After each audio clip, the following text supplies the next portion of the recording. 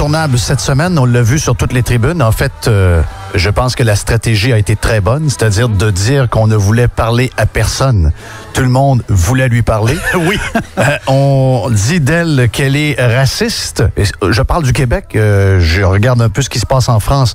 On est plutôt inquiet de son voyage au Canada. On dit que le voyage au Québec et au Canada est un fiasco d'après le Figaro. Mais ici au Québec, c'est encore plus dur. On la traite de raciste, d'extrême droite. On dit également qu'elle est infréquentable. On dit également qu'elle insulte un peu partout où elle va. Donc, c'est très, très bizarre. Mais si vous voulez voir quelque chose de drôle, allez voir l'entrevue qu'elle a donnée à RDI avec Madame Dussault. Vous allez avoir du très, très bon temps. Je pense que Madame Dussault s'est fait couper en morceaux. Elle est au bout de la ligne avec nous. Madame Le Pen, bienvenue sur Énergie. Merci de cet appel à la bienvenue qui m'a été transmise par beaucoup de Québécois d'ailleurs, qui n'ont pas l'air tout à fait d'accord avec la manière dont j'ai été reçu par la classe politique en tout cas. Dites-moi donc, je vais revenir sur le tribunal que vous avez eu à RDI. Je pense que ça résume un peu ce qui est arrivé avec votre visite avec les politiciens et également plusieurs médias. Quel genre de bilan vous faites après 5 jours de cette visite? Les médias, la réception, le genre de pensée unique, le seul discours qu'on entend ici, la peur d'avoir des idées différentes. Quel est votre bilan après 5 jours au Québec? Écoutez, un bon bilan, parce que je pense que si je suscite autant de craintes, c'est peut-être précisément parce que je dis tout haut ce que beaucoup pensent tout bas. Et que je pointe du doigt, je suis en quelque sorte le symbole du nombre de tabous importants qui existent dans le débat public, dans le débat politique au Québec. Ça m'a d'ailleurs moi-même étonné. J'avais l'impression d'être en France il y a une vingtaine d'années. Ça m'a un peu rajeuni, en fait. Et si beaucoup de responsables politiques ne veulent pas me rencontrer, notamment ceux qui pourtant développent des idées similaires aux miennes, il faut quand même le dire, c'est peut-être parce que je suis leur Jiminy Cricket. Vous savez, je suis celle qui vient leur dire arrêtez de renoncer, arrêtez de reculer, arrêtez de vous excuser de défendre ce qui, à mon avis, est bon pour nos peuples respectifs. J'aimerais tout de suite qu'on clarifie une chose. Je regarde le programme du Front national dont vous êtes la présidente. Et Madame Le Pen, je dois dire que je vois, parce qu'on dit, il y a une étiquette qui vous est collée ici au Québec. Vous devez comprendre qu'au Québec, la droite fait peur. Donc, l'extrême droite fait encore plus peur. On vous a collé cette étiquette-là et pourtant, je regarde les grandes lignes de votre programme et je vois beaucoup de choses qui ressemblent à nos partis politiques à nous, qui sont à peu près tous de gauche. Ça pourrait être un mélange du Parti québécois avec le Parti libéral et même Québec solidaire. Donc, vous êtes contre l'austérité, vous êtes pour la nationalisation des ressources naturelles, vous êtes contre le néolibéralisme, vous êtes pour l'achat local, vous avez un côté très green. Il y a beaucoup de points où les partis politiques que nous avons ici au Québec, vous avez presque uniquement les mêmes points, sauf sur l'immigration. Pourquoi cette étiquette d'extrême droite? Parce que c'est l'étiquette qui tue. Voilà, c'est tout. C'est un terme péjoratif qui est accolé à ceux dont on a envie de se débarrasser. Voilà, à ceux qui gênent le train-train quotidien du système, à ceux qui posent les vraies questions, à ceux qui expriment les véritables préoccupations des peuples. Ceux-là, il faut les discréditer. Et quel meilleur moyen de discréditer quelqu'un que de lui apposer ce terme d'extrême droite qui renvoie au nazisme, au fascisme, au Ku Klux Klan, et je sais pas encore à quel autre totalitarisme épouvantable et meurtrier. Voilà. Mais évidemment, quand on regarde le programme du Front National, on ne trouve rien ni de près ni de loin qui ressemble à un programme d'extrême droite. Nous sommes des démocrates. Nous sommes même les plus démocrates. Nous sommes pour le référendum, pour la proportionnelle intégrale. Nous ne sommes ni de droite ni de gauche, c'est-à-dire que nous choisissons nos idées, non pas en fonction d'une case, mais en fonction de l'intérêt supérieur du peuple. Et vous avez raison, il y a des mesures qui pourraient être considérées comme étant de gauche, d'autres qui pourraient être considérées comme étant de droite. Ceci a en fait peu d'importance pour nous parce que nous n'avons pas un fonctionnement idéologique. Non, je crois surtout que nous sommes libres. Et ça dérange beaucoup. On n'a pas d'ascenseur à renvoyer, on ne dépend du financement d'aucune multinationale, on ne défend pas des intérêts privés, on défend l'intérêt des peuples, et l'intérêt des peuples est le même ici ou en France. La souveraineté, la liberté, le respect, l'équilibre de la société, la défense de l'identité, la mise en œuvre de la sécurité du peuple. Voilà, vous savez, on aspire tous, et les uns et les autres, en réalité, à la même sérénité et au même apaisement. Par contre, dans tous les points que j'ai, il y a effectivement il y a une discordance avec le fédéral, le parti au pouvoir de M. Trudeau et la majorité des partis politiques québécois sur l'immigration. J'aimerais ça que vous exprimiez à nos auditeurs quelles sont vos réticences. Moi, j'ai exprimé les mêmes ou à peu près que vous. Je vous suis assez pour savoir qu'est-ce que vous pensez, mais je pense que dans le discours médiatique, on ne donne pas tout votre discours. On ne vous laisse pas le temps de vous expliquer sur ce que vous pensez, entre autres, des migrants syriens et de notre volonté au Canada, on l'a déjà fait d'ailleurs, d'accueillir 25 000 migrants, surtout avec ce qui est arrivé en France et ce qui vient d'arriver en Belgique. Je vous laisse 2 minutes pour nous raconter votre point de vue sur ce qui semble déranger les politiciens et les médias au Québec, votre point de vue sur l'immigration. D'abord, l'immigration, de manière générale, a toujours été utilisée pour peser à la baisse sur les salaires. On cherche à obtenir de la main-d'œuvre à bas coût. Ça plaît beaucoup aux grands patrons, mais ceux qui doivent évidemment faire de la place et les prendre en charge sur le plan financier, c'est en général le peuple, et particulièrement les plus modestes du peuple, ce que je trouve être une injustice. Deuxièmement, faire venir de l'immigration quand il y a du chômage, je ne comprends pas l'intérêt.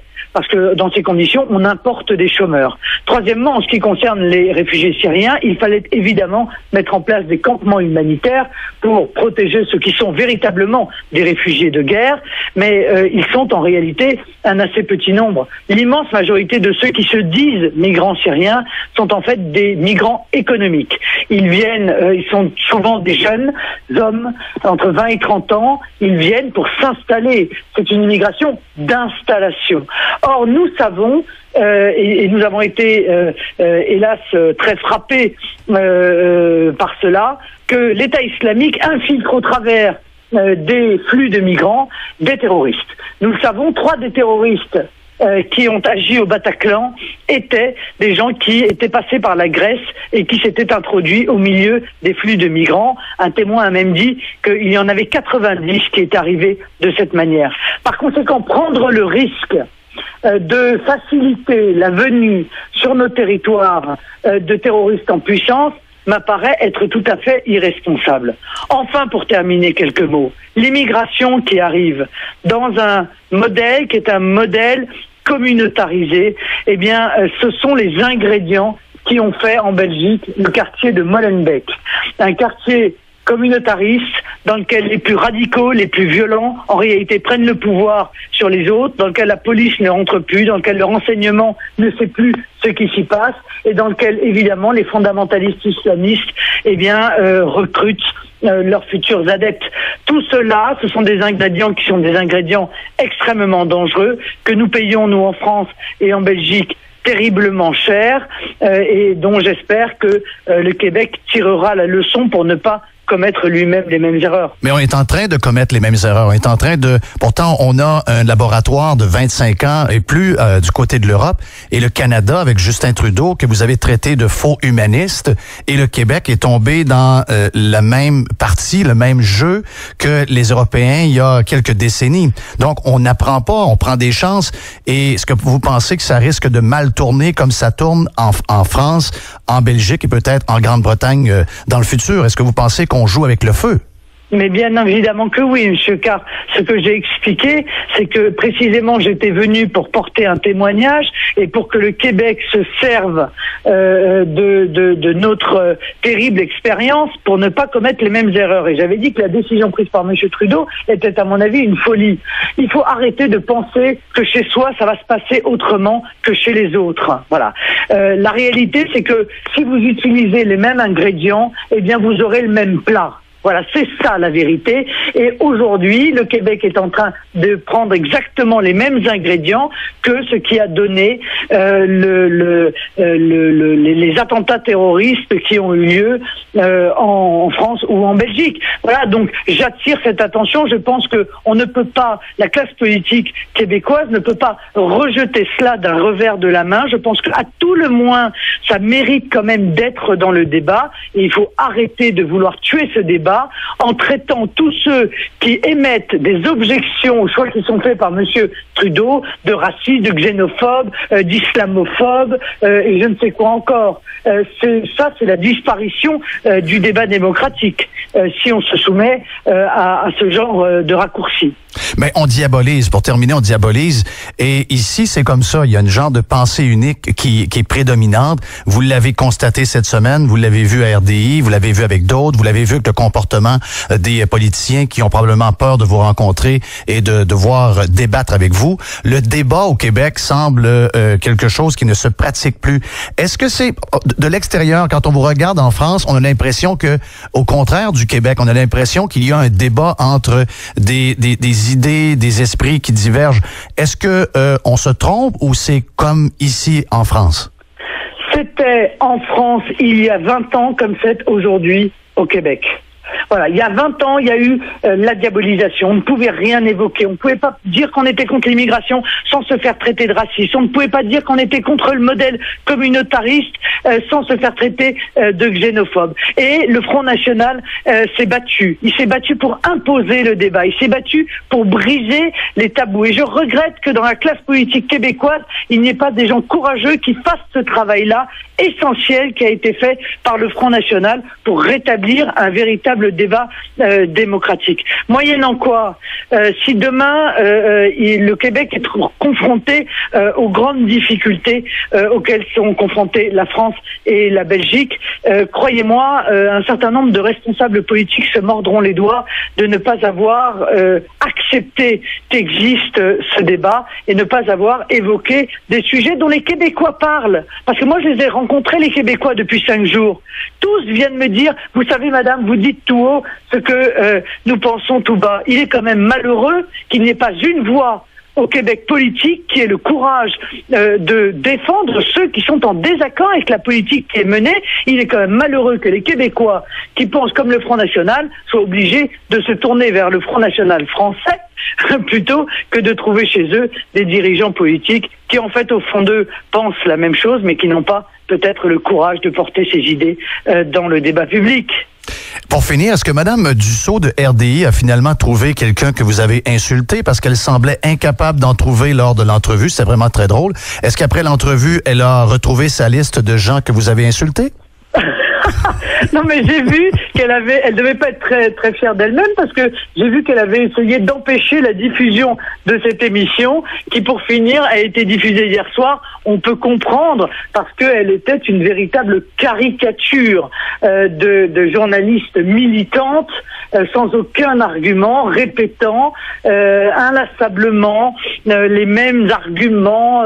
Ah oui, mais raciste, etc. Non, je n'ai insulté personne. J'ai même été extrêmement aimable avec Madame Dussault, même si elle-même ne l'a pas été, il faut bien le dire, et c'est plutôt assez mal comporté, en tout cas assez peu déontologiquement. En tout cas, au moins, c'est une pièce d'anthologie qu'on va pouvoir écouter pour les prochaines années. C'était voilà. Superbe. Si vous vous ennuyez, si vous êtes un peu triste, vous regardez cette émission, elle vous redonnera le sourire. Merci, Madame Le Pen. À la prochaine. Puis j'espère que vous passez à Québec. Ici, les micros sont ouverts pour vous. Merci, au revoir. Au revoir. Marine Le Pen, elle est la présidente du Front National et également députée européenne. On l'avait ici sur Énergie. Ils ont... Anne-Marie Dussault a essayé d'empêcher... Oui! Ah bon? La diffusion de l'entrevue. Elle a essayé d'empêcher la diffusion de l'entrevue. On la Elle comprend. savait-tu? Savait-tu? Elle a-tu ressenti que c'était un flop, son affaire? Là? Écoute, quand j'ai vu cette entrevue-là, on vous l'a envoyée. Je pense qu'elle est sur Facebook. On l'a mis sur Facebook? Avec Anne-Marie Dussault, oui. Oui, donc elle est sur la page de Jeff Fillion, Radio Pirate, vous allez la trouver. On l'a envoyé également sur Twitter tout à l'heure. J'ai refait un retweet de quelqu'un, donc vous l'avez pas trop loin si vous allez sur Jeff Fillion sur Twitter dans un seul mot. Moi, quand j'ai entendu cette entrevue-là, après, parce qu'on en fait des entrevues, là, on sait comment ça marche. Après, des fois, t'es content, des fois, t'es pas content. Et là, je me disais, tu sais, même si elle faisait sa forte, probablement, quand la madame était là, puis elle faisait sa fine avec ses collègues, quand elle est arrivée dans son auto tout seul. Hey, tout a sorti. Toute la bib de bib Elle de a bib de dû bib. tout voir ça dans sa tête, comment elle a eu l'air un peu moche. On va utiliser, pour faire attention ici, là, il y a toujours des chances de poursuite. Bon, on pourrait y aller avec des termes plus durs. Ça n'a pas été fort, là. Ça n'a pas été... elle nous a montré qu'elle n'avait pas un contrôle de grand-chose. Si c'était Donald Trump qui parlerait, il l'appellerait une lightweight. Oui, c'est exactement ce qu'il dit de Megyn Kelly, c'est ça? Oui. Donc, de Fox News. Oui. Mais là, on a vu, malheureusement, qu'elle avait un parti pris. Oui. Bon, Alors, on ça l'avait savait. jamais avant, là, mais... Ça savait mais elle a avant. toujours dit non. Mais là, ça a apparu, là. Bon, mais ça paraît toujours. Ça paraît tout le temps.